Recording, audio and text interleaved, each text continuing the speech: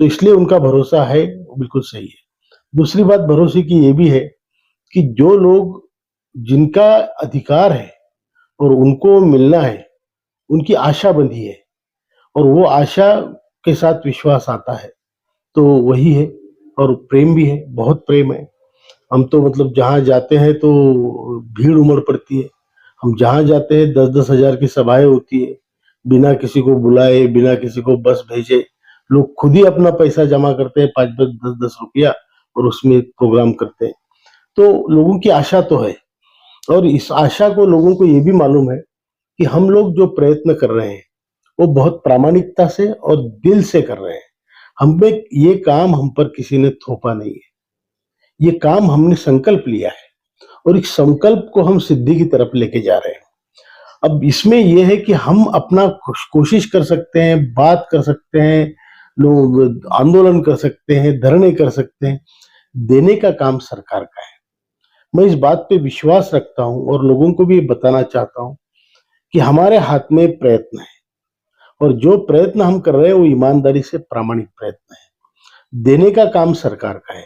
जितनी सामाजिक जिम्मेदारी हम सामान्य नागरिकों की है या एनएसी के जो नेतृत्व है उनकी है, उतनी ही जिम्मेदारी सरकार की भी बनती है कि वो आगे आए।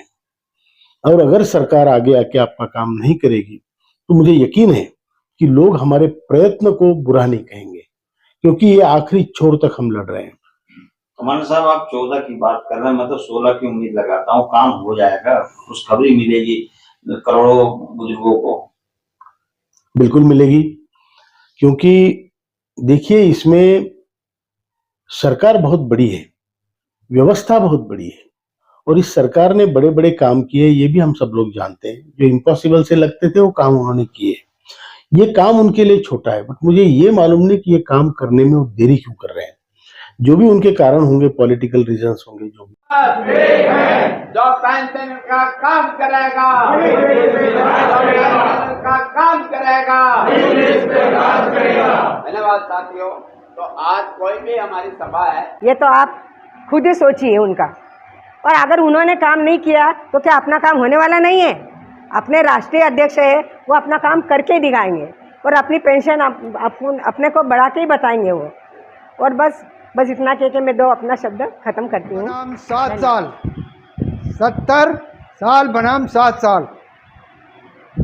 70 साल से कांग्रेस ने शोषण किया हमारा। अंग्रेजों के ज़माने की पेंशन रखी, उस पर नहीं बढ़ाया डीए, या बढ़ाने का नाम नहीं। और जो श्रमिकों के हित का कानून था कि मरने के बाद पूरी पेंशन उसकी मिसेज को मिलेगी, वो भी इन्होंने हटा दिया, लैप्स कर दिया कोरोना में। अब क्या कि आधी पेंशन या 1/3 मिलेगी, जो भी है। मेरा आपसे निवेदन ये है, 70 साल शोषण हमारा कांग्रेस ने किया है और 7 साल से इसने किया है।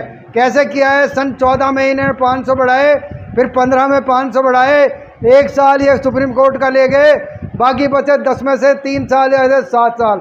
इसलिए ये लड़ाई 7 साल बनाम 70 साल की है। ऐसे ही मैं कांग्रेस को फिर कहता हूँ, कांग्रेस कहती है हमको लाओ। कांग्रेस ने आज तक ये ओपीएस गाते हैं, ईपीएस का नाम नहीं लिया, कभी भी नहीं लिया है। लिया है तो मुझको एक कमेंट बता दो आप। इसलिए मेरा निवेदन ये है कि अपन लोग जब तक संगठित नहीं होंगे, ये अपनी सुनवाई करने वाले नहीं है। मैं जब गंगवार मिनिस्टर थे, पूरे इंडिया से लोग आए थे, 70-80 हज़ार ही हुए थे। 1 लाख हो जाते तो वो श्रम मंत्री वहीं बात करने आता रामलीला मैदान पे।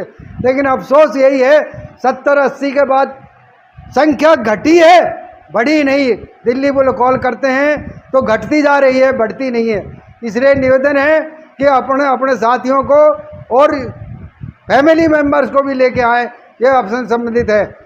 इसलिए मेरा आपसे तो यही है कि 70 साल बनाम 7 साल को भी कहो कि हम ये कर दें। मोदी कहता है मेरी गारंटी है, मोदी ने भी 7 साल निकाल दिए। हेमा मालिनी ने 3 बार मिलवा दिया। मैं 14 दिसंबर को दिल्ली गया था, 14 दिसंबर को भी इन्होंने एमपी एमएलए पहले 13 तारीख को हटा दिया था जंतर मंतर से। हम सड़क पे बैठ गए थे। सड़क पे जब देखा भाई रास्ता जाम हो रहा है, तब इन्होंने दोबारा परमिशन दी कि जंतर मंतर पे फिर बैठ जाओ। वहाँ पे 3 एक के बाद 3-4 एमपी कि इनका धरना तोड़वा दिया जाए। धरना तोड़ने की स्थिति में नहीं थे, फिर भी हेमा मालिनी का फ़ोन करा।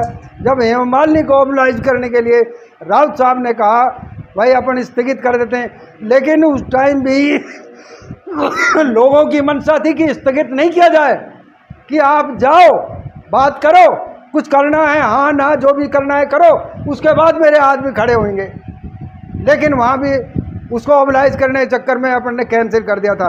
इसलिए मेरा निवेदन ये है कि अब यदि ऐसी स्थिति पैदा होती है तो स्थगित नहीं किया जाए, लोग वहीं बैठे रहें और जाके उनसे मिला जाए और कहा जाए कि भैया जो भी थोड़ा बहुत ज़्यादा करना है जो करो, उसके बाद ही हमारा स्थगित होगा।